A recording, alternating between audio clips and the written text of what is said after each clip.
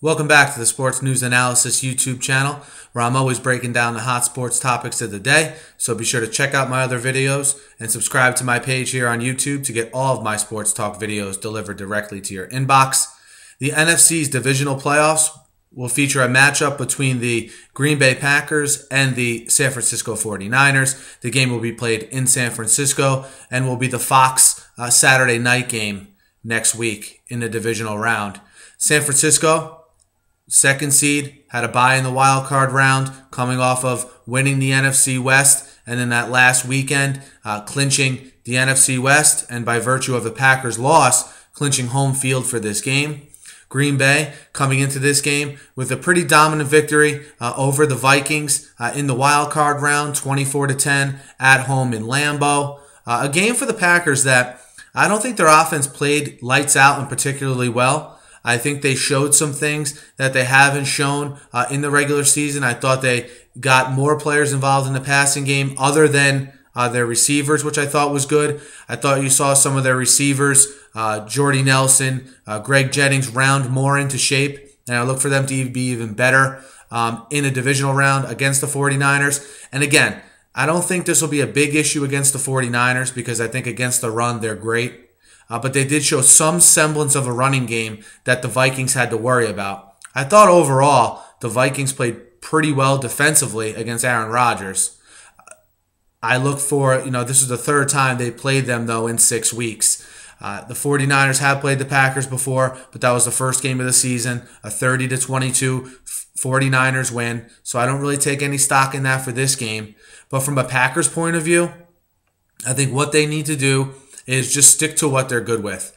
I think where teams get in trouble with the 49ers is they try to establish the run too much, and they're just too hard of a team to run on to gain any momentum in a positive direction. I think if you establish the pass against them and slip in some runs, maybe you have a chance. But I think to go out with the traditional mindset, okay, we're going to establish the run and then go after them with the pass, I don't think that works against the 49ers because the run take a look at the stats. I mean, they're just so staunch against the run. So for the Packers in this game, I look for them to come out, and a big factor in this game will be how can they protect Aaron Rodgers? Can they keep the Aldon Smiths, the Justin Smiths off of Aaron Rodgers and give him time in that pocket to find his receivers? I think that 49ers secondary can be had if Aaron Rodgers gets time. But that's, to me, along with some other factors that I'll detail later, is the biggest factor for the Packers, giving Rodgers the time he needs to sort of step up in the pocket and deliver his passes. Look for quick drops from Rodgers more than usual against the 49ers defense as well. As far as defensively for the Packers, I think you're seeing when they have a healthy Clay Matthews at linebacker and a healthy Charles Woodson now playing safety, I think you see the difference it makes in their defense. They're a lot more opportunistic. They're a lot more prone to the big play. I think that, again, is going to be a big deal in this game. Clay Matthews had 2 sacks in the game against the Vikings. He's starting to round into shape. You saw Charles Woodson make some big plays in the game as well. I like Charles Woodson in that safety position against a young quarterback like Kaepernick. I like Clay Matthews' athleticism, again, rushing the passer against a quarterback like Kaepernick. I think Colin Kaepernick is way better than Joe Webb, okay? But the same kind of quarterback. Again, I know Kaepernick is better, but, Joe Webb from a athleticism running standpoint is probably the equal to or close to the equal to Colin Kaepernick.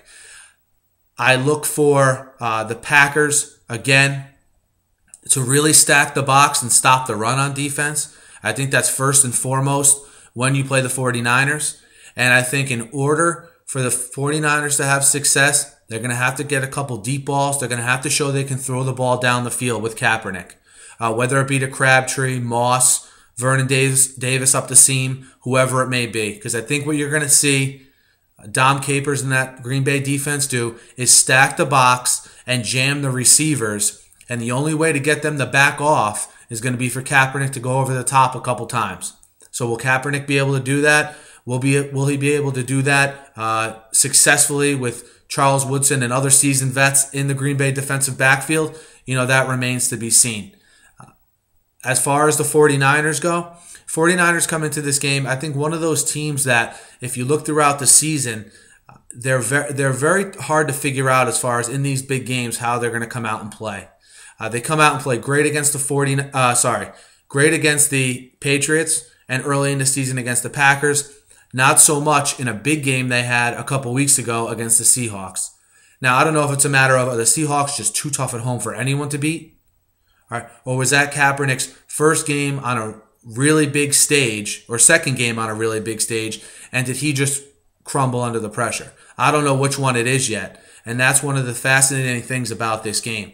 Colin Kaepernick, first playoff head start. So remember that first game week 1, these two teams played. Kaepernick was not the starting quarterback. So you have Kaepernick now installed as the quarterback. You have Kaepernick being the man.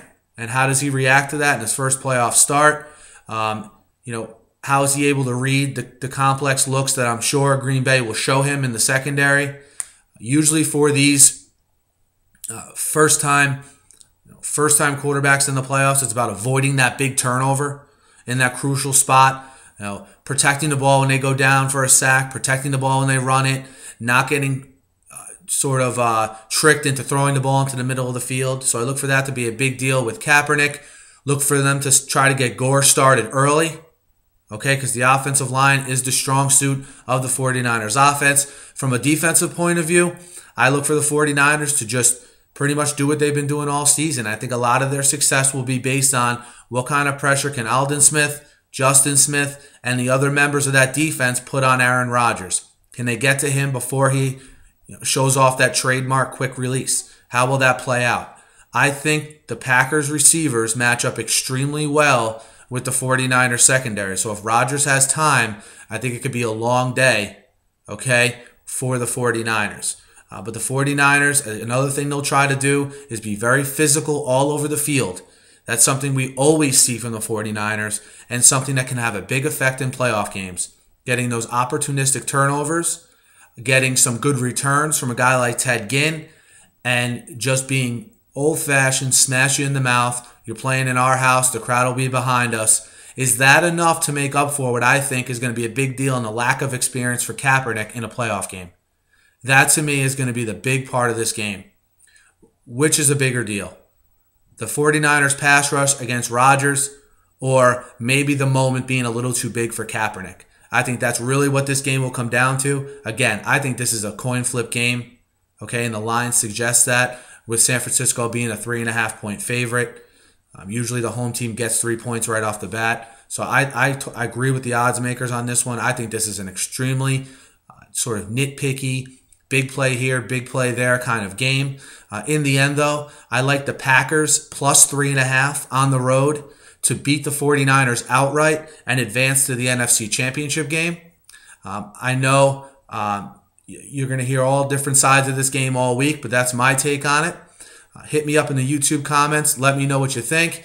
Subscribe to my page to get all of my videos delivered directly to your inbox. And as always, for everyone who listens, thank you for listening, and enjoy the divisional round of the playoffs and enjoy these 4 games because I think it's the best football weekend of the year. Thank you.